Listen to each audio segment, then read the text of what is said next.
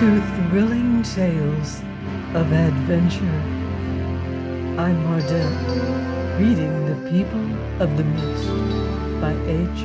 Rider Haggard. Chapter 31, The White Dawn. Lifting Juana in his arms, Leonard hurried from the sleeping apartment to the throne room, where he halted, hesitating, for he did not know what was to happen next. Soa, who had preceded him, surrounded by the four priests, and with a torch in her hand, stood against that wall of the chamber where she had lain bound on the night of the drugging of Otter. "Baldpate has fainted with fear. He is a coward," she said to the priest, pointing to the burden in Leonard's arms. "Open the secret way, and let us pass on." Then a priest came forward and pressed upon a stone in the wall, which gave way, leaving a space sufficiently large for him to insert his hand and pull upon some hidden mechanism with all his force. Thereon a piece of the wall swung outward as though upon a pivot, revealing a flight of steps, beyond which ran a narrow passage. Soa descended first, bearing the light, which she was careful to hold in such a way as to keep the figure of Leonard and the burden that he bore in comparative darkness. After her went two priests, followed by Leonard carrying Juana, the rear being brought up by the remaining priests, who closed the secret door behind them. "So that is how it is done," thought Leonard to himself, turning his head to watch the process, no detail of which escaped him. Otter, who had followed Leonard from Juana's chamber, saw them go, though from some little distance, for like a cat the dwarf could see in the dark. When the rock had closed again, he returned to Francisco, who sat upon the bed, lost in prayer or thought. "I have seen how they make a hole in the wall," he said, "and pass through it. Doubtless our comrades the settlement men went that way. So, shall we try it?" "What is the use, Otter?" answered the priest. "The road leads only to the dungeons of the temple. If we got so far, we should be caught there, and everything would be discovered, including this trick." And he pointed to the robes of Akko which he wore. "That is true," said Otter. "Come, then, let us go and sit upon the thrones, and wait until they fetch us." So they went to the great chairs, and sat themselves down in them, listening to the tramp of the guards outside the doorway. Here Francisco resumed his prayers, while Otter sang songs of the deeds that he had done, and more especially a very long one which he had composed upon the taking of the slave camp, to keep his heart alive, as he explained to Francisco. A quarter of an hour passed, and the curtains were drawn aside, admitting a band of priests headed by Nam and bearing two litters. "Now, silence, Otter," whispered Francisco, drawing his hood over his face. "Here sit the gods," said Nam, waving the torch that he carried towards the two quiet figures on the thrones. "Descend, ye gods, that we may bear you to the temple and seat you in a lofty place whence ye shall watch the glories of the rising sun." Then, without more ado, Otter and Francisco came down from their seats and took their places in the litters. Presently they felt themselves being borne forward at a considerable speed. When they were outside the palace gates, Otter peeped through the curtain in the hope of perceiving some change in the weather. In vain. The mist was denser than usual, although it grew gray with the light of the coming dawn. Now they were at those gates of the temple that were nearest to the colossal idol, and here, at the mouth of one of the numerous underground passages, guards assisted them to descend. "Farewell, Queen," whispered the voice of Olfan into Francisco's ear. "I would have given my life to save you, but I have failed, As it is, I live to avenge you upon Naum and all his servants." Francisco made no answer, but pressed on down the passage, holding his head low. Soon they were at the foot of the idol, and led by priests began to ascend the stairway into the interior of the statue. Up they toiled, slowly in the utter darkness. Indeed, to Francisco, this, the last journey of his life, seemed the longest. At length they emerged upon the head of the Colossus, where neither of them had been before. It formed a flat platform, about 8 feet square, quite unprotected at the edges, beneath which curved the sheer outlines of the sculptured head. The ivory throne, whereon Juana had sat when first she visited the temple, was gone, and instead of it, placed at the very verge of the forehead, were 2 wooden stools, upon which the victims must seat themselves. From this horrible elevation could be seen that narrow space of rock between the feet of the Colossus and the wall of the pool, where was the stone altar. Although, owing to the slope of the bowed head, he who stood upon it almost overhung the waters of the well. Otter and Francisco seated themselves on the stools, and behind them Nam and 3 other priests took their stand. Nam placing himself in such a position that his companions could not see anything of Francisco's slight form, which they believed to be that of the shepherdess. "Hold me, Otter," whispered Francisco.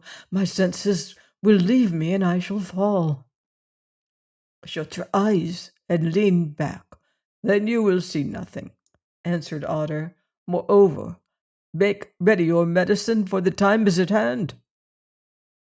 "It is ready," he answered. "May I be forgiven the sin, for I cannot bear to be hurled living to the snake." Otter made no answer, but set himself to watch the scene beneath him. The temple was filled with the mist that from the great height looked like smoke, and through this veil he could just distinguish the black and moving mass of the vast assembly, who had sat the long night through, waiting to witness the consummation of the tragedy, while the sound of their voices as they spoke together in hushed tones reached him like that of the murmuring of distant waters. Behind him stood the 4 priests or executioners in a solemn, silent line, their eyes fixed upon the gray mist, while above them, around them, and beneath them was nothing but sheer and giddy space. It was a hideous position, heightened by every terror that man and nature can command, and even the intrepid dwarf, who feared neither death nor devil, and over whom religious doubts had no power, began to feel its chilling influence grip his heart. As for Francisco, such mind as he had left to him was taken up with fervent prayer, so that it is possible that he did not suffer so much as might have been expected. 5 minutes or more passed thus. Then a voice spoke from the mist below, saying, "Are those who are named Akka and Jal on high, O priest?" "They are on high," answered Nam. "Is it the hour of dawn, O priest?" said the voice again. And this time Otter knew it for that of the spokesman of the elders. "Not yet a while," answered Nam, and he glanced at the snow peak that towered thousands of feet into the air behind and above the temple. Indeed, every eye in that assembly was staring at this peak, although its gigantic outline could only be seen dimly through the mist, dimly as the shape of a corpse bearing in the winding sheet of snow. Here, upon the loftiest precipice of the mountain, the full light of morning struck first, and struck always, for their pinnacles soared far above the level of the mist wreaths, and by the quality of that light, this people judged the weather of the new-born day. If the snow was rosy red, then they knew that ere long the sun would shine upon them. If, on the other hand, it gleamed cold and white, or, still worse, gray, it was a sign that the coming day would be misty in the city and on the plains. Therefore, in this the hour of the trial of the gods whom they had set up, all that company watched the mountain peak as they had never watched before, to see if it should show white or red. Very gradually the light increased, and it seemed to Otter that the mist was somewhat thinner than was usual at this hour, though as yet it hung densely between them and the mountain snows. Now he could trace the walls of the amphitheater. Now he could see the black shimmer of the water beneath, and distinguish the glitter of many hundreds of upturned eyeballs as they glared at him and beyond him. The silence grew more and more intense, for none spoke or moved.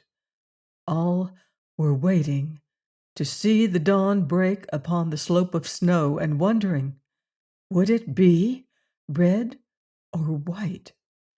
Must the gods die or live? So intense and fearful was the hush, unbroken by a breath of air or the calling of a bird, that Otter could bear it no longer, but suddenly burst into song. He had a fine, deep voice, and it was a Zulu war song that he sang, a triumphant paean of the rush of conquering impis, interspersed with the wails of women and the groans of the dying. Louder and louder he sang, stamping his naked feet upon the rock, while the people wondered at the marvel. Surely this was a god, they thought, who chanted thus exultingly in a strange tongue, while men waited to see him cast into the jaws of the snake. No mortal about to die so soon and thus terribly could find the heart to sing, and much less could he sing such a song as that they heard. "He is a god!" cried a voice far away, and the cry was echoed on every side, till at length suddenly men grew silent, and Otter also ceased from his singing, for he had turned his head and seen. Lo, the veil of mist that hid the mountain's upper heights grew thin. It was the moment of dawn. But would it be a red dawn or a white? As he looked, the vapors disappeared from the peak, though they still lay thick upon the slopes below, and in their place were seen its smooth and shining outlines, clothed in a cloak of everlasting snows. The ordeal was ended. No touch of color, no golden sunbeam or crimson shadow stained the ghastly surface of those snows. They were pallid as the faces of the dead. "A white dawn! A white dawn!" roared the populace. "Away with the false gods! Hurl them to the snake!" "It is finished," whispered Otter again into Francisco's ear. "Now take your medicine, and, friend, farewell." The priest heard, and clasping his thin hands together, turned his tormented face, into which the soft eyes shone, upwards toward the heavens. For some seconds he sat thus. Then Otter, peering beneath his hood, saw his countenance change, and once more a glory seemed to shine upon it, as it had shone when some hours since Francisco promised to do the deed that now he was about to dare. Again there was silence below, for the spokesman of the council of elders had risen, and was crying the formal question to the priests above. "Is the dawn red or white, ye who stand on high?" Nam turned and looked upon the snow. "The dawn is fully dawned, and it is white," he answered. "Be swift," whispered Otto into Francisco's ear. Then the priest raised his right hand to his lips, as though to partake of the sacrament of death. A moment later, and he let it fall with a sigh, whispering back to Otter, "I cannot. It is a deadly sin. They must kill me, for I will not kill myself." Before the dwarf could answer, nature, more merciful than his conscience, did that for Francisco which he refused to do for himself, for of a sudden he swooned. His face turned ashen, and slowly he began to sink backwards, so that he would have fallen had not Nam, who saw that he had fainted with fear, caught him by the shoulders and held him upright. "The dawn is white. We see it with our eyes," answered the spokesman of the elders. "O ye who stand on high, cast down the false gods according to the judgment of the people of the mist." Otter heard and knew that the moment had come to leap, for now he need trouble himself with Francisco no more. Swiftly he turned his head, looking at Nam, for he would know if he might carry out a purpose that he had formed. It was to seize the high priest and bear him to the depths below. It was not possible. He was out of reach. Moreover, were he to snatch Nam away, Francisco would fall backwards, and the others might see that this was not the shepherdess. Otter stood up upon his feet, and kicking at the stool on which he had sat off the platform, he watched its flight. It flew into the water, never touching the rock, and then the dwarf knew that he had planned well. Now Nam and one priest seized the fainting form of Francisco. The other two stepped towards Otter. The dwarf waited till their hands were outstretched to grasp him. Then suddenly he sprang at the man upon his right, shouting, "Come thou with me!" He gripped him about the middle in his iron grasp, putting out all his strength, hurled himself and his burden into sheer space beneath. The priest shrieked aloud, and a gasp of wonder went up from the watching thousands as the dwarf and his victim rushed downward like a stone.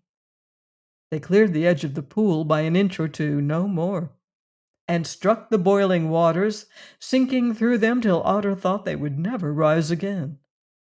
But at last they did rise. Then Otter loosed the dead or senseless priest, and at that moment the body of Francisco, cast thither by Nam, struck the water beside him and straightway vanished forever. Otto loosed his grip, and diving beneath the surface, swam hard for the north side of the pool, for there he had noticed that the current was least strong, and there also the rock bank overhung a little. He reached it safely, and rising once more, grasped a knob of rock with one hand, and lay still where in the shadow and swirl of waters he could not be discovered by any watching from above. He breathed deeply and moved his limbs. It was well he was unhurt. The priest whom he had taken with him, being heaviest, had met the water first, so that though the leap was great, the shock had been little. "Ha!" said Otter to himself, "thus far my spirit has been with me, and here I could lie for hours and never be seen. But there is still the snake to contend with."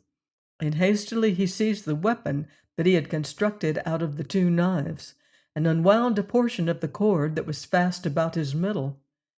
Then again he looked across the surface of the waters, some 10 fathoms from him, in the exact center of the whirlpool. The body of the priest was still visible, for the vortex bore it round and round. But of Francisco there was nothing to be seen.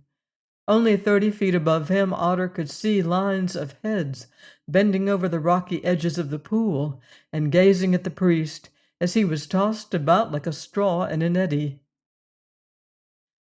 "Now, if he is still there and awake," thought Otter, "surely the father of crocodiles will take this bait. Therefore I shall do best to be still a while and see what happens." As he reflected thus, a louder shout than any he had heard before reached his ears from the multitude in the temple above him, so tumultuous a shout indeed that for a few moments even the turmoil of the waters was lost in it. "Now, what chances up there, I wonder?" thought Otter again. Then his attention was diverted in a somewhat unpleasant fashion. This was the cause of that shout. A miracle, or what the people of the mist took to be a miracle, had come about, for suddenly, for the first time within memory of man, the white dawn had changed to red. Blood red was the snow upon the mountain, and lo, its peaks were turned to fire. For a while all those who witnessed this phenomenon stood aghast. Then there arose that babel of voices which had reached the ears of Otter as he lurked under the bank of rock. "The gods have been sacrificed unjustly," yelled the people. "They are true gods. See, the dawn is red." The situation was curious and most unexpected, but Nam, who had been a high priest for more than 50 years, proved himself equal to it. "This is a marvel indeed," he cried, when silence had at length been restored, "for no such thing is told of in our history, as that a white dawn upon the mountain should turn to red. Yet, O people of the mist, those whom we thought the gods had not been offered up wrongfully, nay, this is the meaning of the sign. Now are the true gods, Akka and Jal, appeased, because those who dare to usurp their power have gone down to doom. Therefore the curse is lifted from the land. The sunlight has come back to bless us." As he finished speaking, again the tumult broke out, some crying this thing and some that, but no action was taken, for Nam's excuse was ready and plausible, and the minds of men were confused. So the assembly broke up in disorder. Only the priest and as many more as could find place, Olfan among them, crowded round the edges of the pool to see what happened in its depths. Meanwhile, Otter had seen that which caused him to think no more of the shouting above him than of the humming of last year's gnats.